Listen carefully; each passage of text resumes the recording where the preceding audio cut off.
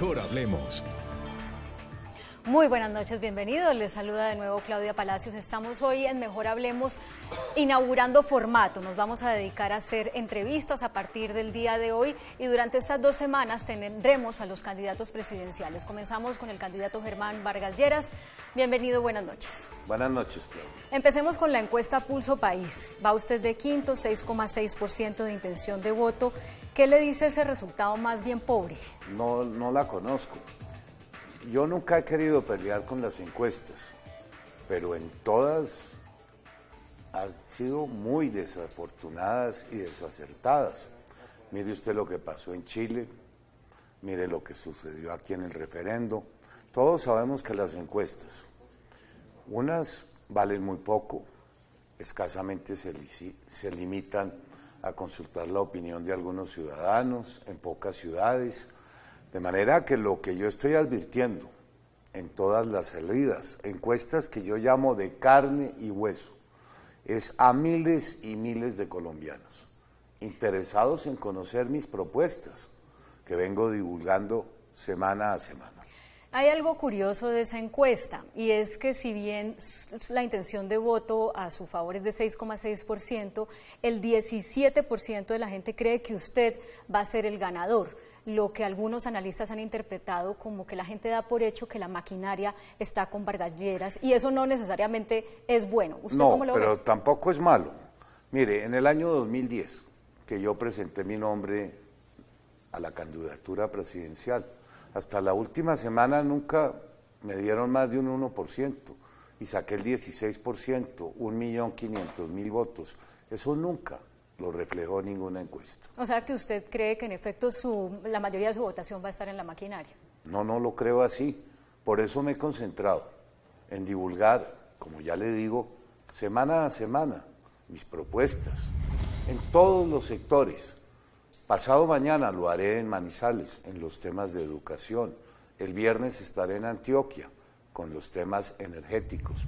El viernes pasado divulgué un muy amplio documento sobre los temas de justicia. Lo hice el martes de la semana anterior en los temas de vivienda. Ya lo había hecho en los temas económicos y tributarios, en los temas de seguridad ciudadana, en los temas de salud. El énfasis de mi campaña es demostrarle a los colombianos que tengo la experiencia, el conocimiento, la preparación para lograr extender a muchos otros sectores las realizaciones que yo le demostré a Colombia, sí, que era capaz de materializar en materia de vivienda, de agua potable, de infraestructura. Varias de esas propuestas las están viendo los televidentes mientras estamos Esa conversando es en la pantalla apuesta del televisor. Pero si usted dice que la maquinaria, o sea, que su voto no depende de la maquinaria, ¿para qué recibir el respaldo de Cambio Radical? No, porque es necesario. Cambio Radical fue mi partido y qué bueno que un grupo de dirigentes tan destacado me den su apoyo. Igual lo vienen haciendo otros candidatos. Usted verá que el Centro Democrático está hoy respaldando a Iván Duque, que el Partido Verde se ha alineado con el Polo Democrático a favor de Sergio Fajardo, de manera que eso no debe causarle a nadie ninguna sorpresa. Bueno, la sorpresa fue que se hiciera manifiesto ese apoyo porque se daba por hecho pues que ese siendo su partido, no que crea. usted no estuviera ahí, pues iba a estar Radical, con usted. Muchos de los dirigentes nunca entendieron que yo lanzara mi candidatura a través de firmas y no dejó de generarle ciertas molestias a varios de esos dirigentes. Usted habla de personajes muy importantes en Cambio Radical, pero pues también, y usted lo sabe, hay que hablar de personajes, Claudia, permítame, hay que hablar de personajes que está apoyando su partido al Congreso, como Daira Galvis, como Juliana Escalante, como Temístocles Ortega, que está investigado por presuntamente desviar dineros públicos a candidaturas, y la gente se pregunta, bueno, si ya había dado el paso de lanzarse por firmas, ¿para qué recibe el apoyo de su partido que no fue capaz de desligarse de unas figuras que si bien no están condenadas, bueno, pues ¿para qué? Esas preguntas tienen que hacérselas al director del partido. No, pero todos sabemos quién es el que manda en el partido. No es cierto, yo me deslindé desde el año 2010 de la dirección de Cambio Radical. Pero usted sigue mandando, eso sí, no hay duda de eso. No es así, yo no participé en el proceso de la conformación de esas listas. créamelo. Entonces, ¿qué le dice a la gente? Usted recibió De varios apoyo de esos nombres, además además, de que que usted ya ha había lanzado su sindicado candidatura. en este programa, yo no veo que hayan cometido ningún error. Temístocles Ortega, soy un dirigente muy connotado en el Valle, en el Cauca, fue un gran gobernador. No hay ninguna persona que haya ocupado un cargo público que no haya sido denunciado. De manera, y la senadora Daira Galvis lleva varios años en el Congreso y nadie la ha podido sindicar en la comisión de ningún delito. Pero que sea también el doctor Jorge Enrique Vélez el que conteste sus preguntas. Yo el otro día lo escuché.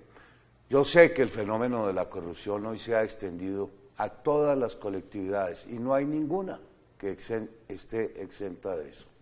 O sea, más de muchos. El Partido Verde, donde el otro día el doctor Jorge Enrique Vélez también señalaba cómo el hermano del concejal Sanguino ha sido detenido por ser el principal jefe de la organización del microtráfico en Bogotá. ¿Cuáles son las garantías que usted puede dar a su electorado? Es ni Cambio Radical el único partido que enfrenta estas quejas, ni el que tiene el número mayor de personas en entredicho en este proceso. ¿Cuáles son las garantías que usted puede dar a su electorado de que su gobierno, si llega a ser elegido, no estará plagado de escándalos de corrupción y candidatos apoyados por su partido vinculados con toda una vida de servicio? Y si usted me regala 3 minutos, yo quiero recordarle a los televidentes.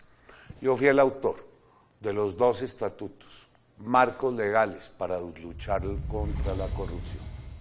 Un arsenal de disposiciones, muchas de las cuales se han aplicado, otras no.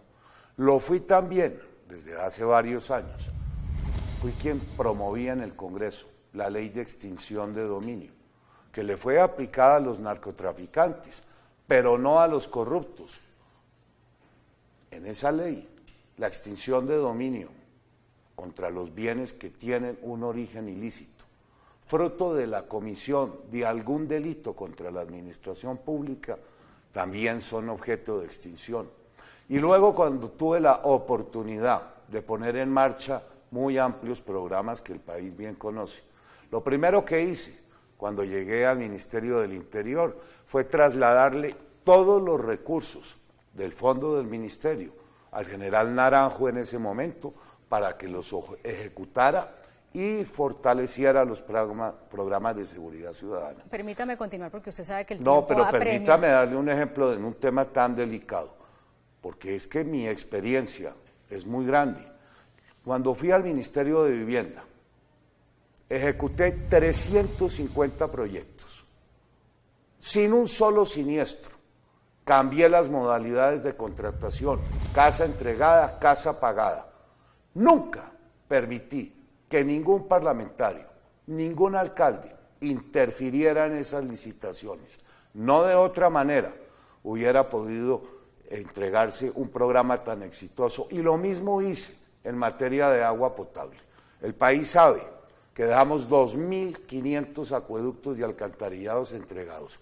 Nada de eso hubiera sido posible si yo hubiera permitido que la corrupción en algún momento hubiera estado presente. Y lo mismo, y con esto termino, le demostré al país que en materia de infraestructura era posible ejecutar un programa que llegó a cifras de 50 billones de pesos, sin ninguna investigación, sin ninguna denuncia.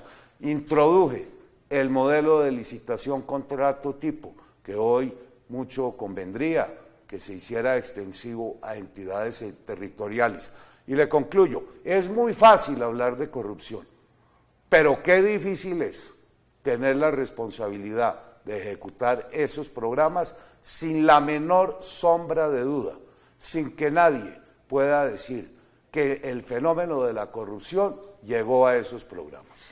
Volvamos al tema de la coyuntura política de hoy. Quedó conformada la alianza de los que votaron al no en el plebiscito. ¿No teme que estos le quiten votos dado que usted va sin alianzas a la primera vuelta? Bueno, yo no puedo ni quiero referirme a este tipo de coaliciones.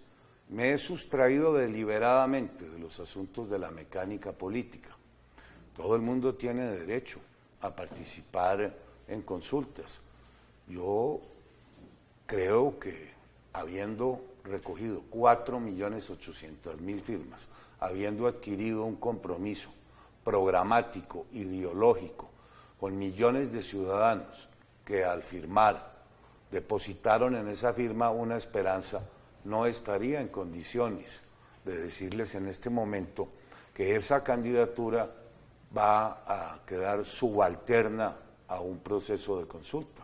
Bueno, pero si usted no pasa a segunda vuelta, ¿usted daría su apoyo a esa coalición del no? ¿O si usted es el que pasa, usted recibiría ese apoyo? Una decisión de esa naturaleza. Aún tenemos varios meses hacia adelante.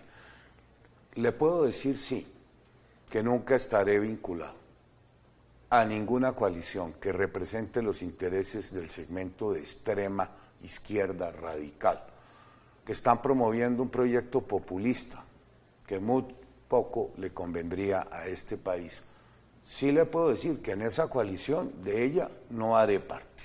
¿Sergio Fajardo es un proyecto populista? Pues es que está aliado con el Polo Democrático. Yo no tengo ni comparto ninguna de las ideas del senador Robledo. O sea, si usted no pasa a segunda vuelta, esto es lo que yo interpreto. No ponga en boca mía cosas que usted está afirmando. Si usted no pasa a segunda vuelta, terminará apoyando a cualquier cosa que sea diferente al Polo Democrático y lo que esté aliado ahí. Quiero de antemano anticiparles, yo sí los veo unidos, no sé si lo logren en primera vuelta, pero sí en segunda vuelta. Se acordará de mí, en la misma fórmula se integrarán el Polo Democrático, el Partido Verde, Sergio Fajardo, Humberto de la Calle, doña Clara López, llegarán unidos. ¿Y? Usted no me verá a mí. ¿Y usted hará lo que sea para que ellos no lleguen pase o no usted a segunda vuelta? No, lo que sea no, pero a ese proyecto no me sumaré yo en ningún caso. Escuchemos lo que dice la señora Gloria Rodríguez para el candidato Germán Vargas Lleras. ¿Qué piensa hacer con lo de la salud de los pobres, con el CISBEN, para acomodar todo ese desorden que hay en la salud? ¿Qué va a pasar con lo de las viviendas gratis, que no se vuelva letra muerta? ¿Qué va a pasar con los derechos de los vendedores ambulantes? ¿Qué va a pasar con la gente que está llegando de Venezuela? ¿Qué va a pasar con la economía de este país? Esa es una entrevista mejor que la mía. A ver qué le puede responder en un minuto. Pues le diría muchas cosas, no en un minuto. Sobre los temas de salud, 5 grandes ideas. Primero, saldar la deuda que el sistema tiene con los hospitales públicos y privados, 8 billones de pesos. No les podemos seguir exigiendo que le paguen a los médicos y que brinden un gran servicio cuando prácticamente están quebrados. Yo en materia de salud le he propuesto a los colombianos introducir un nuevo modelo, que es el médico especialista en familia, al cual cada uno de los colombianos estaría adscrito, para que esa sea la puerta de ingreso al sistema, que no sigan siendo las salas de urgencias, que no se siga requiriendo a la tutela. De manera que ese será un médico con capacidad resolutiva y de gobierno. Pasemos al de vivienda porque si no nos rinde el tiempo. No, hágale porque algo. Si no, nunca terminamos. Creo que es muy oportuno adquirir nuevos derechos, que todas las mujeres en Colombia del régimen subsidiado tengan finalmente su licencia de maternidad en tiempo y en dinero. Y terminaría por agregarle, hoy ya tenemos en la ley que los colombianos adscritos al régimen subsidiado deben tener la misma calidad de los del régimen contributivo. A eso me comprometo. También es necesario formar 5.000 nuevos especialistas, reconocerle a los médicos residentes ciertos honorarios. Pero entremos en vivienda. El país... ¿Quiere saber la señora si hay más viviendas gratis en caso de que usted sea presidente? Yo le demostré a este país que en tan solo 1 año y medio pude cumplir con un programa que todos creían era muy populista y engañoso. Hay todavía miles de familias en Colombia, como lo puede ser doña Gloria, sin ninguna capacidad de ahorro, que no tienen ingresos ni siquiera de la mitad de un salario mínimo, que no son sujetos de crédito. A ellos le vamos a dar continuidad al programa de vivienda gratuita para nuevas metas y seguir apoyando los demás programas que yo puse en marcha. El programa de Mi Casa Ya, para todas las familias colombianas que encontraron en ese programa la única oportunidad de haber adquirido su casita. ¿Cuántas viviendas gratis en su gobierno si es elegido? Yo creo que la cifra es de 1.200.000. ¿Gratis? No, 600.000 de ellas de interés social y gratis 150.000. Y la señora preguntaba también por los venezolanos, ¿qué va a pasar con la cantidad de venezolanos? que Eso va a están llegando? requerir de alguna política integral. En la medida en que la crisis se siga profundizando en Venezuela, como todo lo indica, vamos a tener que diseñar una política integral para cerca de ya, no son 600.000, 1 billón de venezolanos y de colombo-venezolanos que seguirán llegando al país y demandan salud, educación, empleo, techo. Sí, pero ¿con qué dinero en su gobierno si es elegido? Ese programa cobija transversalmente a todos los sectores. Habrá que prestarles salud, educación, oportunidades laborales, pero es inevitable que eso siga ocurriendo. No es un problema de cerrar la frontera. Nosotros tenemos 57 pasos fronterizos y la gran mayoría de esas familias tienen padres o abuelos que fueron colombianos o siguen siéndolo.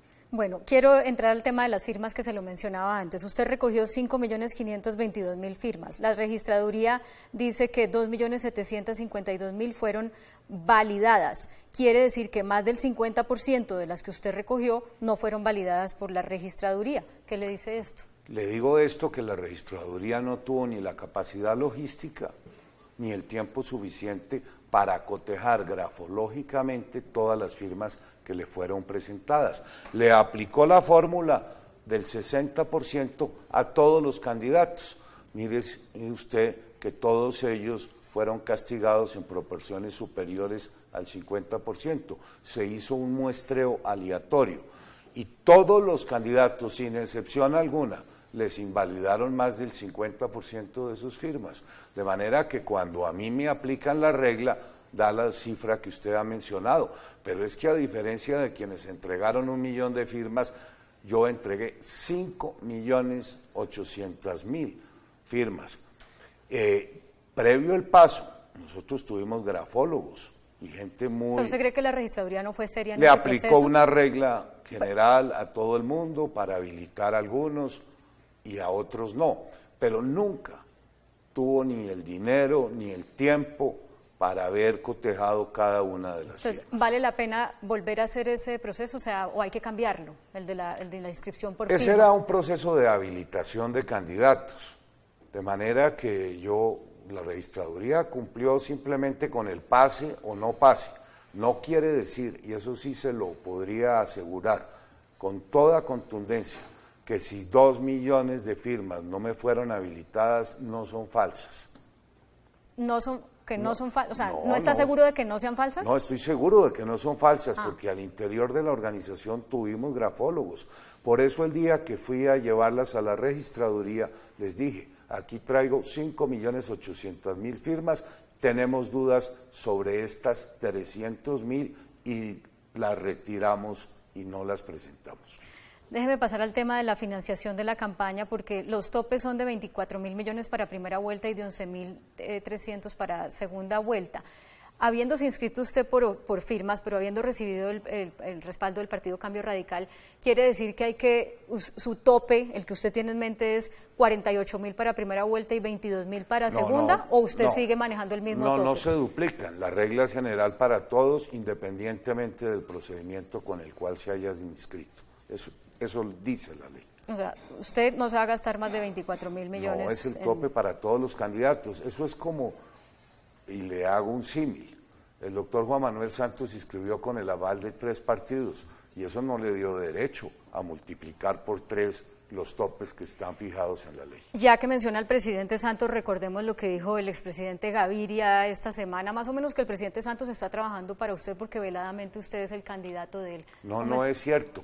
El presidente Gaviria habló fue de los puestos y el Partido Cambio Radical se retiró del gobierno desde hace 3 meses. Yo no puedo creer que quien hoy ostenta la mitad de los ministerios y de las posiciones en el actual gobierno siga formulando esas críticas, y menos a mí, porque mis copartidarios se retiraron hace varios meses del gobierno.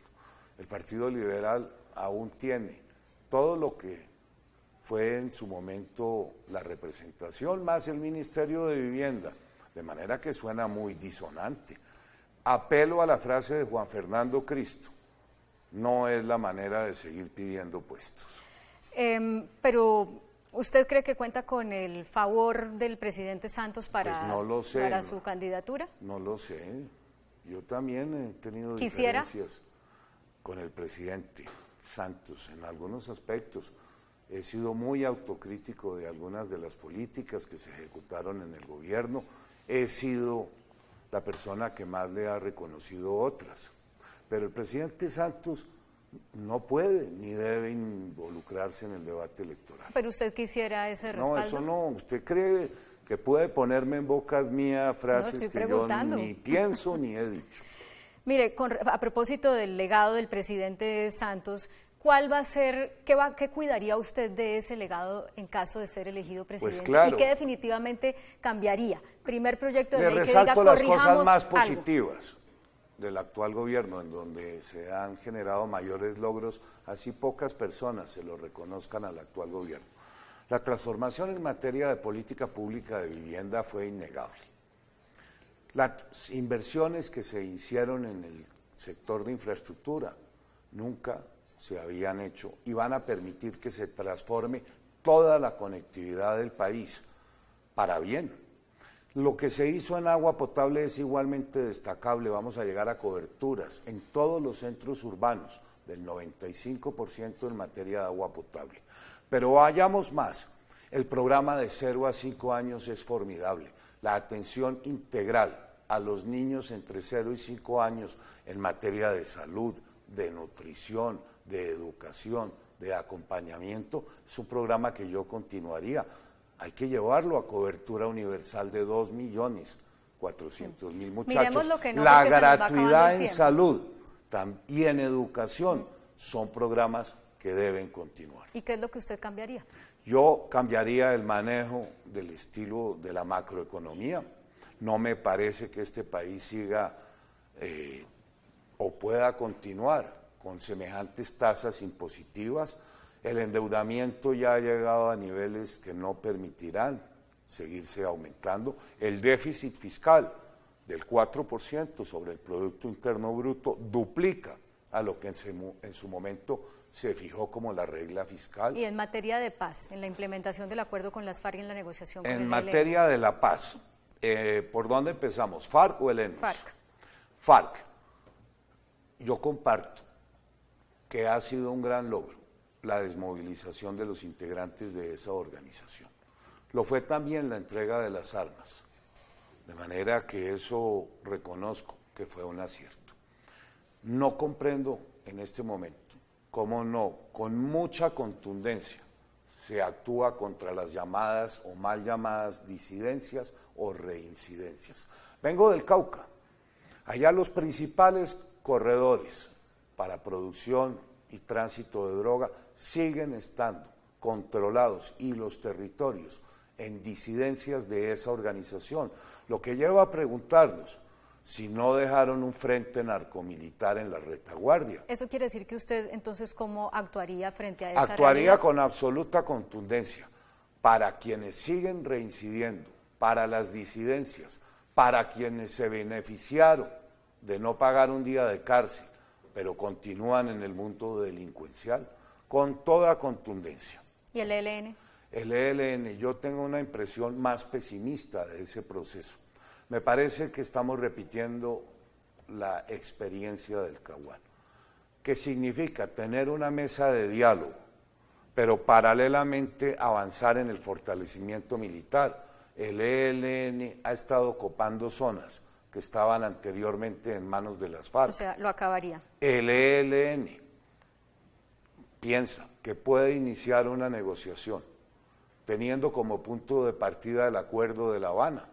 Eso hará inviable, imposible que en un relativo lapso de tiempo se llegue a ningún acuerdo. Y lo que me parece muy inapropiado es que en estos días ya llevamos 15 atentados y acciones terroristas El gobierno no puede ceder a las vías de hecho para regresar a esa mesa de negociación. ¿Usted levantaría la mesa ya? Ya se levantó. Bueno, pero ya volvió el negociador. Pero no por la presión de los atentados ni de las vías de hecho. Se nos acaba el tiempo, pero una cosa más, breve. ¿Su primer proyecto de ley cuál va a ser si es elegido? Pues yo estoy muy preparado. Lo serán los temas de salud y de un tema que mucho interesa a los bogotanos, los temas de seguridad ciudadana, sobre los cuales, si me da un minuto, le doy Creo que mi ya opinión. No tenemos el minuto, pero lo invito Buen de va nuevo. a invitar. Bueno, muchas gracias por esta conversación. A usted, Claudia. Mejor hablemos. A ustedes también, gracias por acompañarnos. Nos vemos mañana con otro candidato a la presidencia.